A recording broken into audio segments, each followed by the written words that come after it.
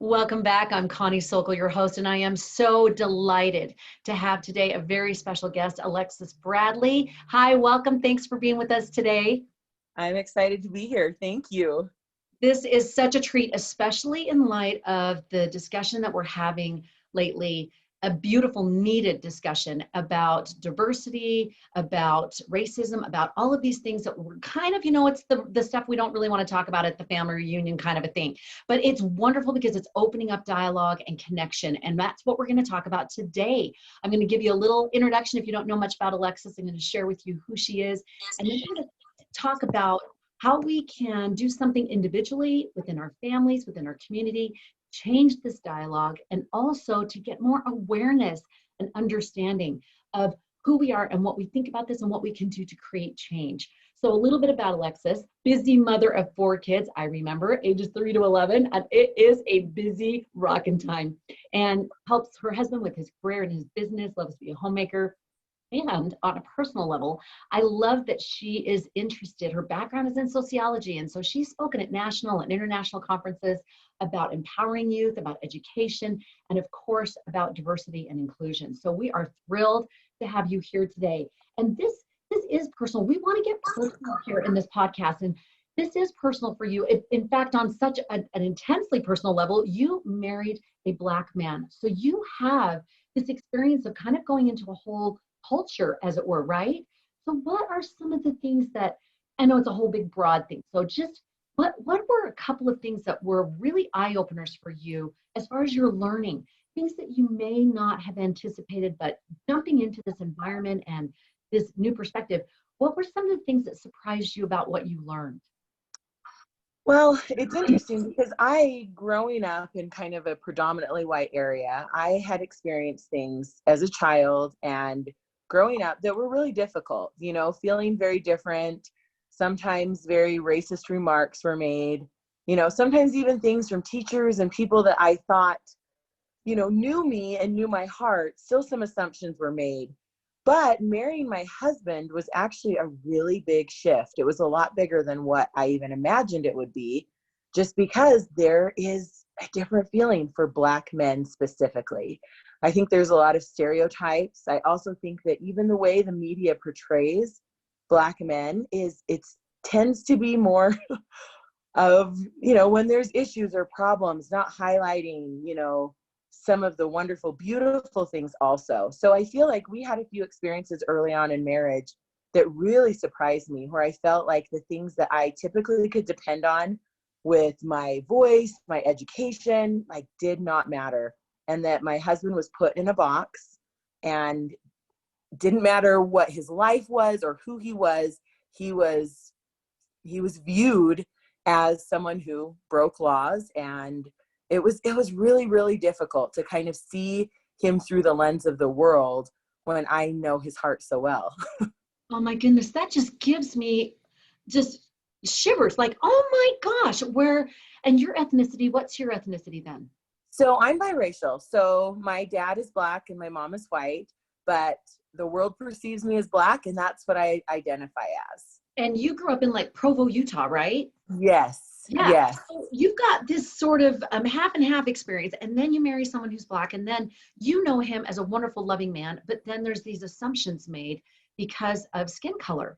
So what were some of the things that you did to try to ameliorate that, to work with it, or to be able to move through it in a way that was positive? Because that had to be so unnerving, where you're experiencing that on a very frontline level. Yes. Well, and Connie, it's interesting because I think part of the discussion right now is this is what the media wants you to believe: racism doesn't exist.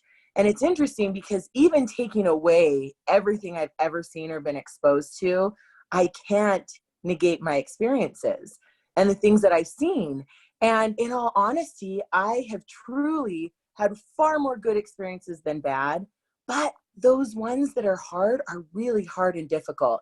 And I feel like one of the things that it kind of stemmed to, I think in the beginning, it was just hurt. I was so hurt and so sad that people could make assumptions or views when my husband is incredible. And I mean, classic college educated, driven, hardworking man, but he wasn't always perceived as that. And we kept finding ourselves in these weird situations that I didn't really know how to navigate. But I feel like after I kind of worked through those, I just thought I have to open my mouth and I have to speak and I have to share and I have to teach.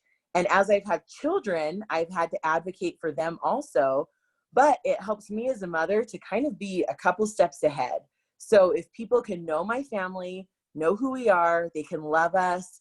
I'm very, very involved in our community and our school because it helps my kids and it helps even how my husband's viewed. So I have to kind of break through those initial stereotypes or assumptions and in a really quick way, try to get people to get to know myself and my family, because then I feel like we all have a better experience and ultimately it's safer for my family also. You make a beautiful point that, you know, for a lot of us, I mean, I remember a small scale, but I remember going to Brigham Young University, Hawaii, and I was the first time that I was the minority. I was the Mm-hmm. haole, you know, like everybody else had other ethnicities, many ethnicities, and I was the minority, and I got a glimpse of how that can feel. That they were wonderful, but you start to put yourself in other people's shoes. So I love that you've taken that personal experience, and some people can just shrink and say, well, I'm just going to make myself invisible. But I love this idea of you being more open, more outgoing. I remember Chieko Kazaki talking about being the first, she is Asian, and she was the first teacher in this particular school in Utah. And the first week, 3 parents pulled their kids up from her class simply because of her ethnicity. And she had a choice to make. She said, I had to choose. Was I going to be offended? Was I going to go, you know, I mean, you think about it, you could go to the law, you could go whatever. But she said, I said, no, I'm going to be outgoing. And she made this beautiful fuchsia dress. And so when they called their kids the first day, everybody, all the kids wanted to be in her class. And that was just, it turned a corner, right? So I love that you take the situation and you say, what can I do positively? How can I help people see us and not just an assumption? So I love that. Now you brought up about your children, and this brings up another thing. So you're talking kind of as a wife, and now as a mother, I'm sure that they have had some different experiences, lots of positive, probably some negative. What are some things that you've done to teach your kids about this and how to handle it? That's a hard question because it's still a process and we're still working on it. And I feel like I try to be one step ahead. So like when we meet our kids' teachers, I talk to them and say, you know, how do you teach the civil rights movement? How do you teach history? Like, I'd really love to be involved in this conversation because we found that even when people are meaning well, sometimes when these things are taught, they're not processed correctly. So kids will use that information as ammunition against some of the Black kids. And I mean, just between my kids' experiences and even friends, you know, kids being called the N-word or kids saying, I'm going to lynch you. And they're learning some of these things in school and this separation, but it's so hurtful because I don't think they understand the context and, you know, the history behind it. So for example, we had a really hard experience with one of my children in school, and it was devastating. And I tried to talk to the teacher, and I just felt like there were some pretty strong beliefs that were instilled that I really couldn't change. So that next year, I had my mother-in-law, who is from the South and grew up in the civil rights era, come in and speak to my daughter's class. And it was phenomenal because it went from things being said and kids making fun and teasing to having her grandmother stand there and share this personal story and this experience. And my daughter felt so proud of who she was and her family history. And so those are the type of things that I orchestrate all the time, where I am having those conversations. I'm involved in my kids' classroom because I know when they can get to know me and my family, sometimes the kids, it normalizes it a little bit and it helps my kids feel more comfortable. And one of the things that I've been talking about recently is just how actively you have to talk to kids about differences. Like at this young age, when children are developing, it's all about categorizing, and that's a normal part of development. And if children haven't had a lot of exposure to different cultures or different races, they may not know how to navigate that. And I used the example the other day, just like, you know, when you're young and you're in elementary school and you and your bestie show up in a pink shirt, And it's like, we're the pink shirt girls and we're twinners and this is our club. And if you're wearing a white shirt, you can't play with us. And it's just really a normal thing. But when that's happening to your child and they're being excluded consistently and things are said about their skin color, it's hard to raise kids that are proud of who they are and love themselves. And so it's something that I feel like we just have to really be on top of. And my presence is really important for my kids to have a successful educational experience. I love that. I love that your boldness, your loving boldness of being able to educate and help people be aware. I really think that's the first step. And I just did a Studio 5 segment on this very thing, but just awareness, me getting aware of things that I might be doing that I'm not even aware of that can be racist, which I would never even consider using that word about myself. I have all friends from all kinds of ethnicities and backgrounds and color, but we can do things unwittingly. In fact, one of my friends, when she was in college, she went and worked in inner city. She's from Utah, right? And so she goes back and she works with the inner city. She's the only white person on the subway. So she's teaching her class and they're doing these little face masks for this thing they're going to do. And guess what color paper she uses? White. Until one of the kids says, hey, can we have a different color paper? That doesn't look like me. And she said, Connie, it was the first time that it even occurred to me. And she wasn't trying to be malicious. She just didn't know. So I love that you make room for this need for awareness and then this teaching. There are people who will harbor views and perspectives who aren't interested in changing that, but it still is so vital to keep those opportunities and experiences and connections so that people can choose that new awareness. I love that where you said to ask questions and to actively talk about differences. And again, I love that you were suggesting that we create experiences. I know I took my kids to an orphanage in Mexico and it wasn't kids of color and my kids, they were all playing Legos and they were all playing soccer, right? And so there were these commonalities, these common projects or interests that, like you said, normalizes things and we see each other as people. I love that. Do you have any specific tips for when someone is in a situation and there's an uncomfortable racist experience, a comment or something, for people who are not of color, who want to ally and who want to say, hey, that's not okay? What are some suggestions you have for that? Because I know a lot of people who are feeling that right now. Like, what do I say and how do I handle it? So I think it's important, first of all, if there is a racist comment or situation that is unfolding, that you ask the person permission that it is maybe towards. So let's just kind of give an example, Connie. Let's say that you and I are somewhere. Let's say someone won't serve me and they're being really helpful towards you, or we're dress shopping or something, and the person is completely ignoring me and you recognize that. And so it would be appropriate for you to turn to me and say, I don't think that you are getting the same service that I'm getting. And then I could say, you know what, you're right, Connie, I recognize that too. And then I feel like it's important to communicate how it's addressed because being a minority, sometimes it's a hard thing to navigate. And sometimes you are prepared to assert yourself and step in, but it also really helps when someone is there that can validate your experience and even step in also. But I think whether you take the lead or maybe your friend is a little conversation that you guys can have prior to that. I know that there was an experience that we had that some neighbors witnessed, and they were outraged because they saw that the experience was being handled so differently for my husband, and none of their husbands were even being questioned. And so one of them came to me and she just said, this was seriously one of the worst things I've ever witnessed. I'm so upset. I want to make a big stink about this, and I want to make it public, and I want to call out all these people that were involved. And I'm so glad that she said that to me before she did it, because it was something sensitive I had to navigate because of my husband and his job and so many things that I had to actually handle that in a very sensitive, delicate way. But her validation and her recognition of, I witnessed that, you're not crazy, I see you and I see your family, that was huge. And I think that is one of the most important things. And I think when you're in your own family circles and settings and you hear a comment or even a stereotype shared, or even something very racist, I feel like it's your opportunity to represent those that can't be represented in that circle, and to speak up and say, that makes me feel uncomfortable.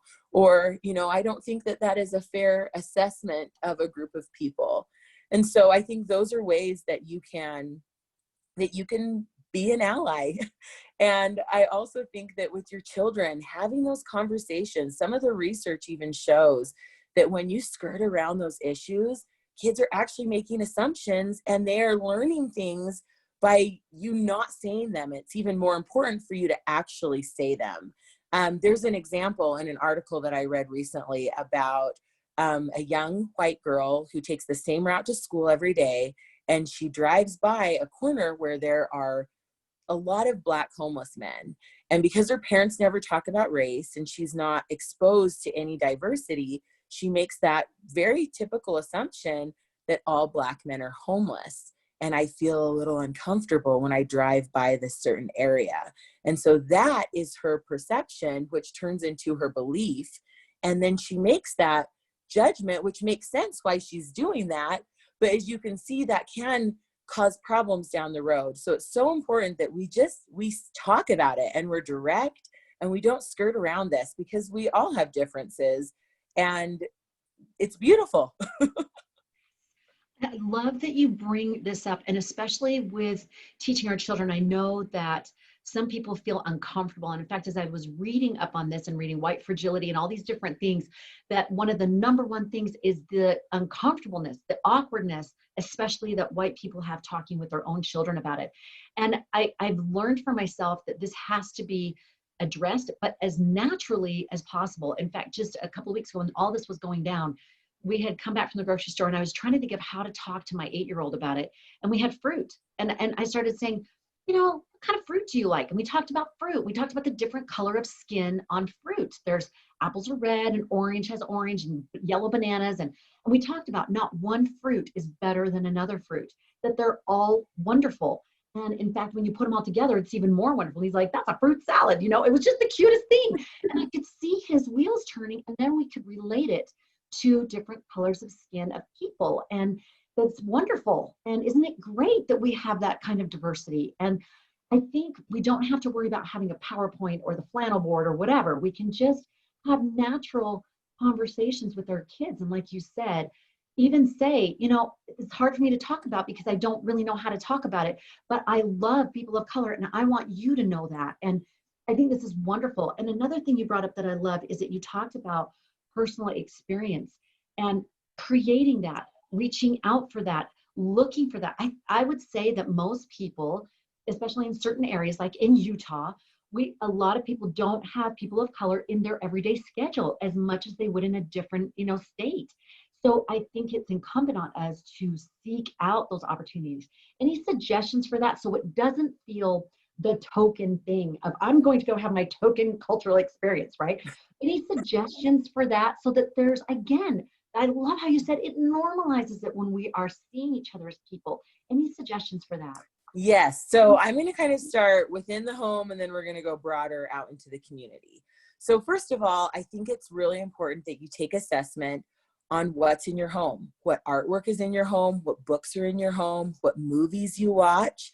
I actually read something the other day that said, it was talking about some of these really negative stereotypes with some minority groups. And it said, what if you grew up where every hero and heroine in the books that you read were Black?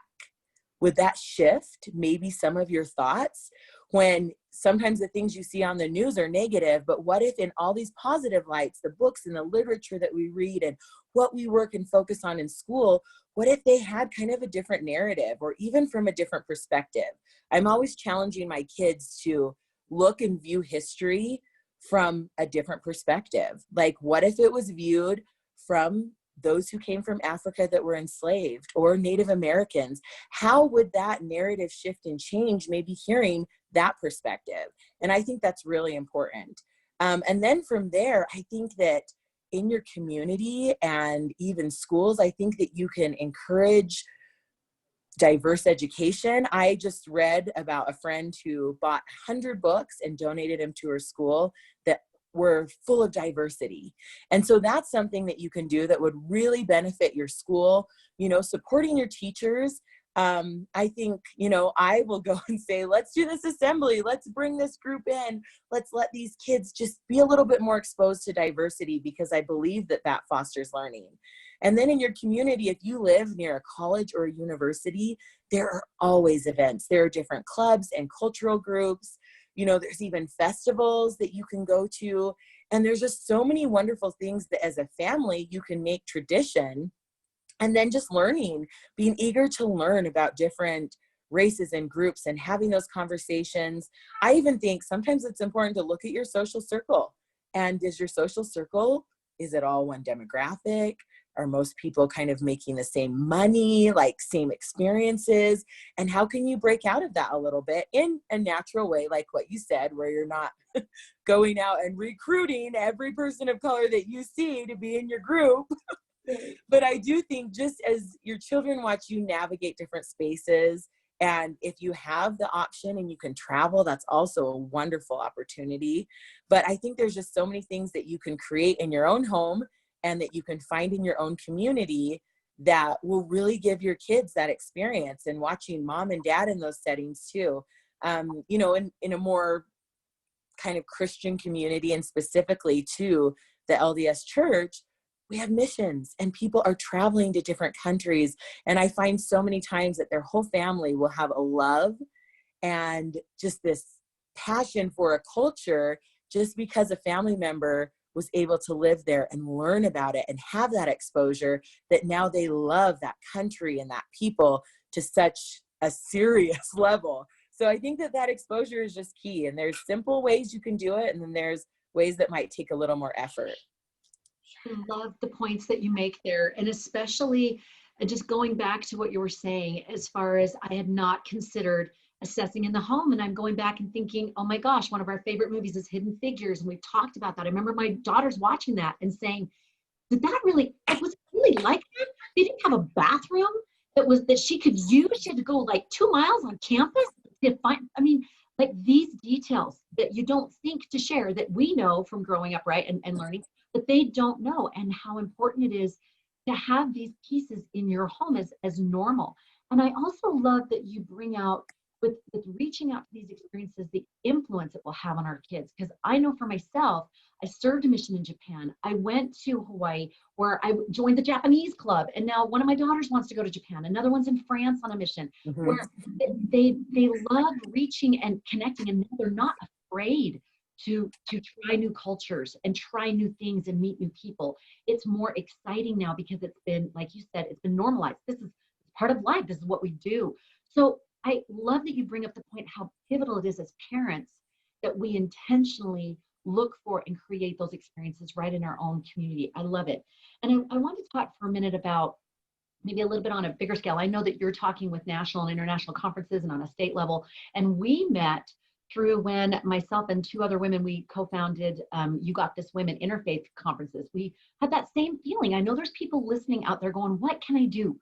How can I help to make a change and a shift? And we can do these smaller things, which are so pivotal on the daily. But if people are wanting to do something bigger, I know that when we had this idea, we said, we want a conference where women can come from different faiths and different diversity, and be able to come together on things we can have common bonds, faith, family, community. And you were a participant in a panel. And I remember being so struck by your authenticity and the way you were so relatable about this common denominator of we are women, we are mothers, we are wives, we are aunts, we are sisters, and we're all sharing these same experiences, and we have different lenses. So let's glean from those. What are some of the things that you have found in pulling people together and helping them to have these different lenses in conferences, in projects or things like that as women? What are some things that you think women can do, even more so than just in their families, which is beautiful and individually? Yes. What are some other things that they can do to get involved? I love the idea of donating books or coming in and talking to the school. What are some things that they can do or be that would be helpful? So this is like where my passion is. And I feel like, first of all, just asking questions. So right now, with everything going on, I think it's a great time to take inventory. So I think to check in with your school, first of all, I think that's a great place. I know that as some of these situations have happened in schools, specifically with racism, sometimes even in the handbook, there's not clear language on how to handle these situations. Sometimes they're uncomfortable and they're brushed aside. And so then that actually affects the school culture, because it's saying, well, we do not believe in bullying, but you can say these really racist remarks and that's going to make us uncomfortable and we don't know how to handle it. And so maybe nothing's going to come of it. So I feel like even looking through your school's handbook, talking to your school administrators and saying, how do you handle these situations? Looking at the language in your handbook. I also think that talking to your school about how do you teach diversity and inclusion, and what textbooks are you using, and are you sharing different perspectives? I think even I've had friends that volunteer in library and bring some of their favorite books that are full of diversity, and they read those to the students, and they're getting involved that way.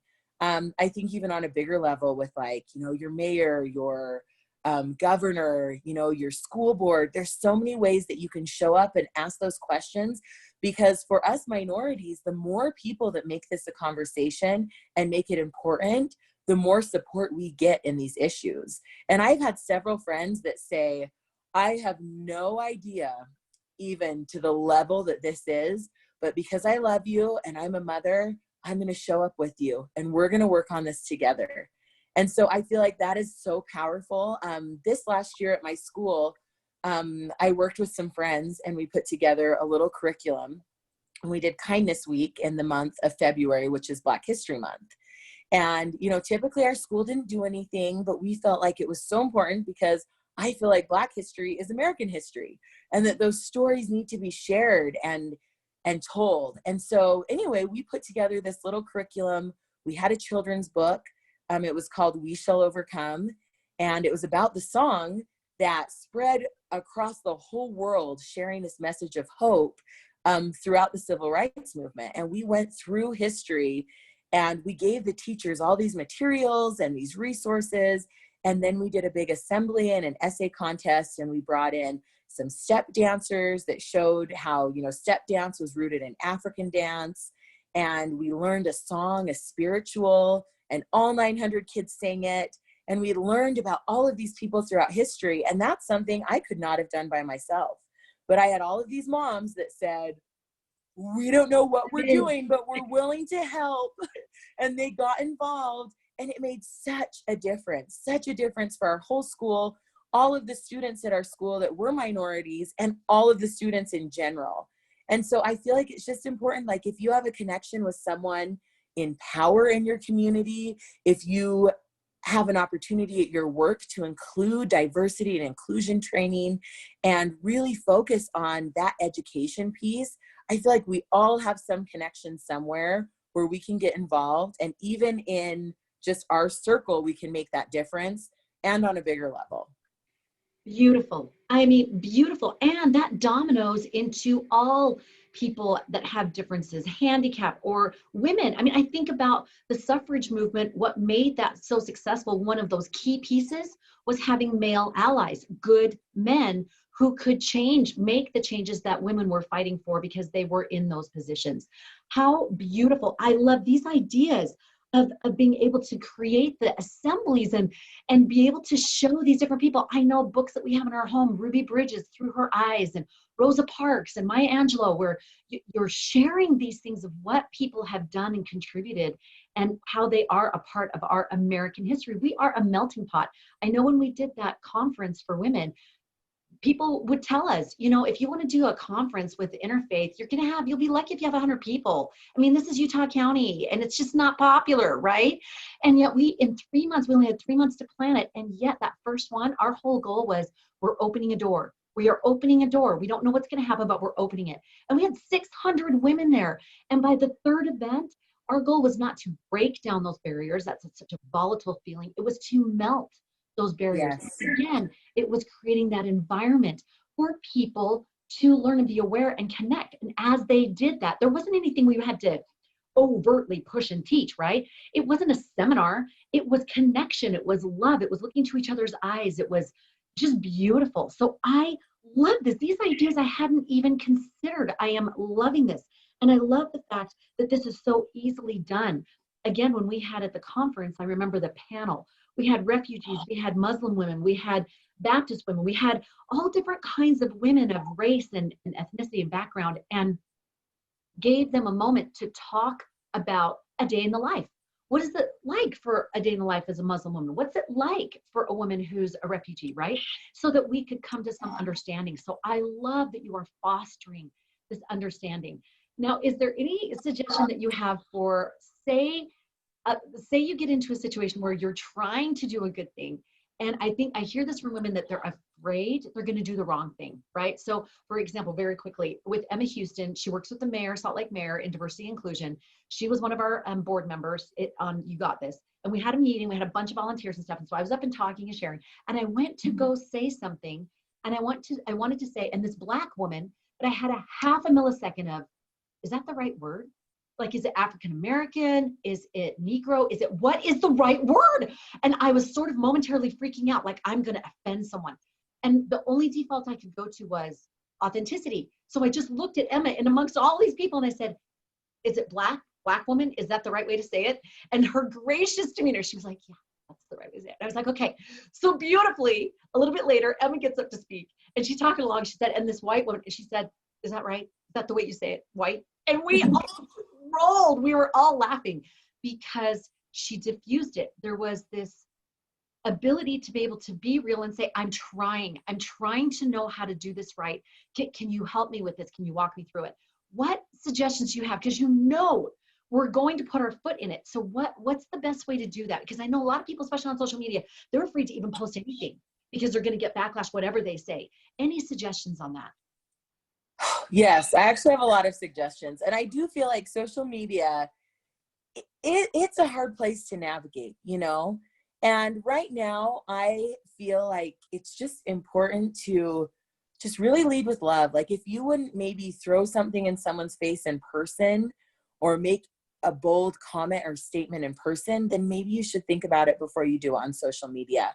But I think in person, I've heard that a lot, that people say, what if I do it wrong? Or one time I had this experience and I said something out of innocence, and then someone jumped on me and made me out to be the worst person in the world. And it was just absolutely devastating.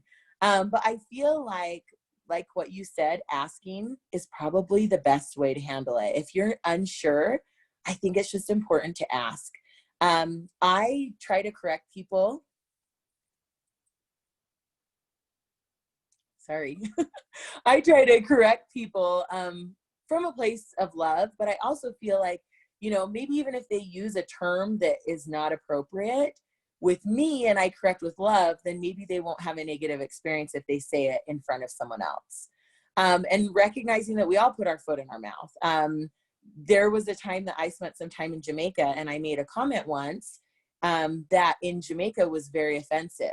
In the United States, it was not. And I could feel the whole energy shift, and I knew that I offended some of my friends. And so I just remember asking and saying, like, help me understand what that means to you. And they explained. And then I said, oh, well, this is what it means to me, but I am so sorry. I am truly so sorry that I offended you. And I know now, and I will be very careful. And I feel like I was met with a lot of love. And I think in most situations where it's with a relationship that you have, people will be there to help and correct you.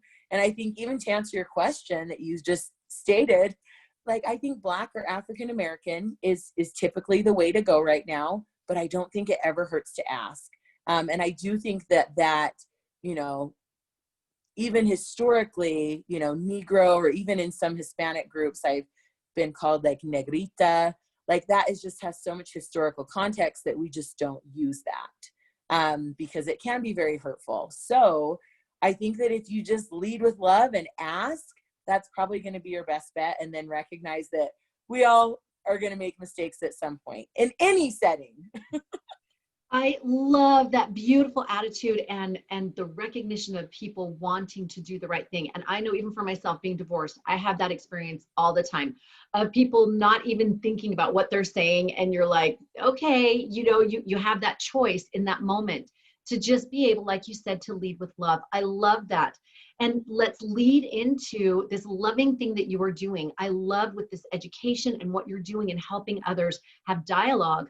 I love that you are being able to do this Let's Talk Sis. I know we just have 1 second, but check it out, ladies. It is fabulous. It's on Instagram. It's a discussion with her sister Shantae, and they're talking about these. So if you want more dialogue like this, you want to talk more real things and get ideas and suggestions, you can check it out on Instagram. Where else can they find you, Alexis, about this? So right now we're mostly on Instagram. So we're just at Let's Talk Sis over on Instagram, having great conversation. We're doing some challenges where we're challenging people to maybe look into a certain area or focus on a certain thing. We're going to get set up on Facebook and possibly YouTube, but it's just grown so quickly, so fast that we're trying to juggle all of it with motherhood and life. But we've had such a positive response, and people are there and eager to learn, and there's just light and love and just such a positive energy. And my sister and I have been just blown away with the willingness that people are to listen and even self-reflect and then act. And so it's been a really wonderful opportunity. And I think that says so much about both of you. I've watched it, and watched the one about when they're on the bridge that goes up, and it's just fantastic about getting perspective, and it's beautifully done. It's so connecting. Check it out. Let's Talk Sis. I love that. Alexis, thank you for sharing with us today. Very quickly, she shared about asking questions, actively talk about differences, assess the way you view that in your own home, and get active in your family and in your community. Thanks so much for sharing with us, and we'll have you back another time. Thanks so much. Thank you, Connie.